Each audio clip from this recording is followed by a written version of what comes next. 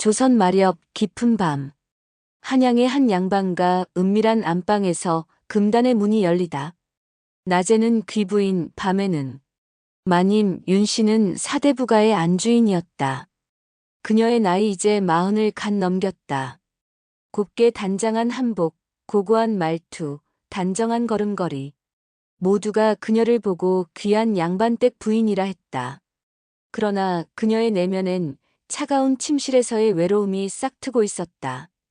그녀의 남편 정대감은 이제 60을 바라보는 나이였다.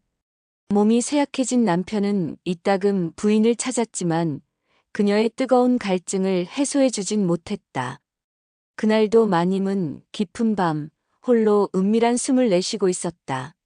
그런데 문 밖에서 인기척이 들렸다. 마당쇠, 그리고 첫 번째 유혹. 그는 마당쇠 돌쇠였다. 30이 갓 넘은 젊은 총각, 사내답게 단단한 몸을 가진 남자. 땀에 젖은 무명옷이 그의 넓은 어깨에 붙어 두드러진 근육선을 드러냈다.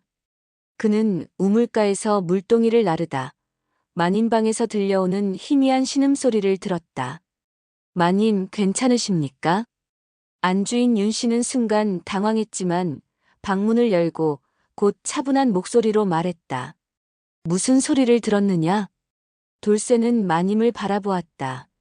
달빛에 비친 그녀의 얼굴은 희미하게 붉게 물들어 있었다. 돌쇠는 그만 그녀의 윗저고리 사이로 살짝 드러난 젖가슴을 보고는 아무 말도 못했다. 돌쇠의 심장이 두근거렸다. 그때 안주인 윤씨가 그를 향해 마루로 걸어 나왔다. 돌쇠야, 너도 여자를 좋아하느냐?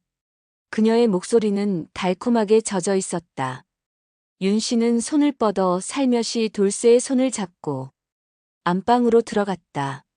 마님 윤씨가 가만히 돌쇠를 바라보았다. 돌쇠는 감히 고개를 들 수 없었다.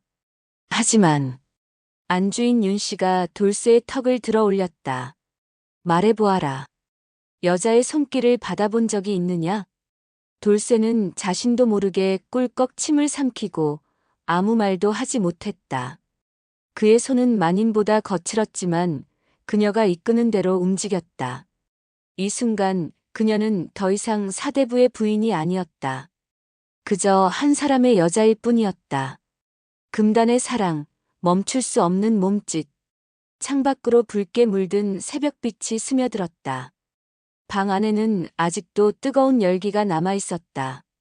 돌쇠는 헝클어진 머리를 쓸어 넘기며 마님을 바라보았다.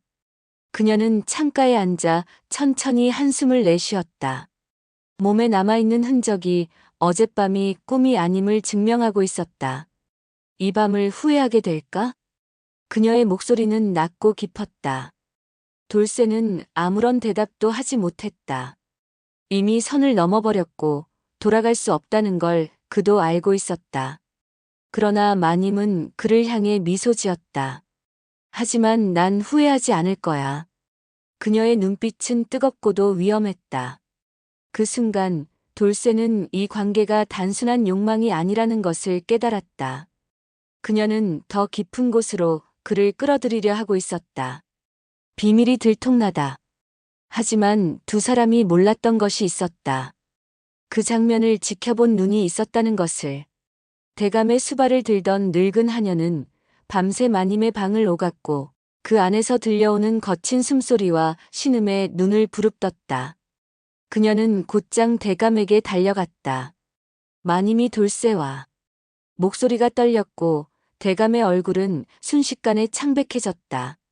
늙고 병약했던 대감은 침상에서 천천히 몸을 일으켰다. 그의 눈빛에는 분노와 배신감이 서려 있었다. 이놈이 감히 내 집에서.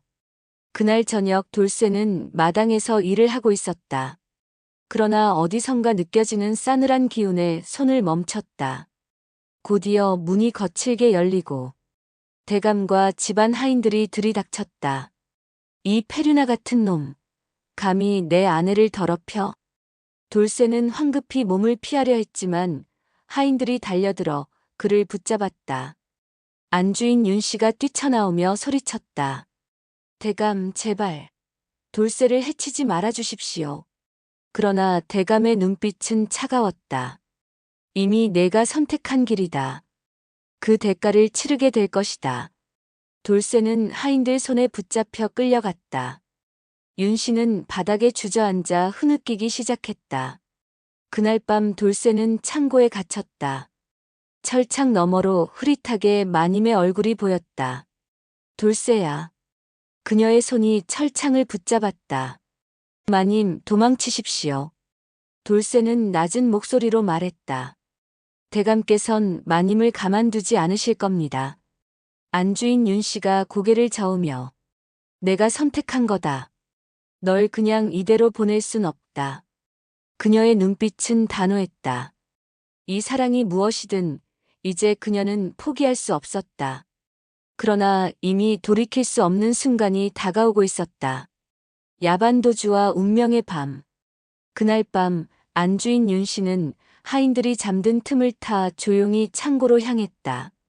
손에는 작은 보자기가 들려 있었다. 돌쇠야, 이제 가자. 그녀가 내민 손에는 은자가 담겨 있었다. 돌쇠는 놀란 눈으로 그녀를 바라보았다. 마님, 대감께선 당신을 그냥 놔두지 않으실 겁니다. 그녀는 미소를 지으며 손을 내밀었다. 그러니 함께 가야지. 창고 문이 열리고 돌쇠와 윤씨는 조용히 뒷마당을 빠져나왔다. 밤하늘 아래 두 사람의 실루엣이 길게 드리워졌다. 윤씨의 손을 잡은 돌쇠는 그녀를 향해 힘껏 고개를 끄덕였다. 두 사람은 말없이 숲속으로 몸을 숨겼다. 멀리서 개 짖는 소리가 들려왔지만 그들은 멈추지 않았다. 안방마님 윤씨는 돌쇠의 손을 더욱 꽉 잡았다. 숲속 작은 초가집에 도착한 밤, 두 사람은 불을 밝히지도 않고 서로의 온기를 확인하며 몸을 부딪혔다.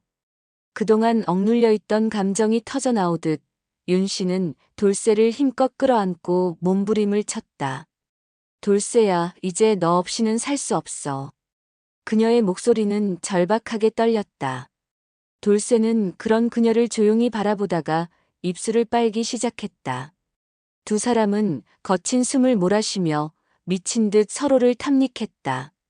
돌쇠의 거친 손이 그녀의 허리를 감싸며 가녀린 윤씨의 몸을 힘껏 끌어당겼다. 마님은 돌쇠의 등을 움켜쥐며 돌쇠의 손길에 몸을 맡겼다. 촛불 하나 없는 방 안에는 숨소리와 부딪히는 살결의 소리만이 가득 찼다. 밤이 깊어가도록 두 사람은 서로를 갈망했다.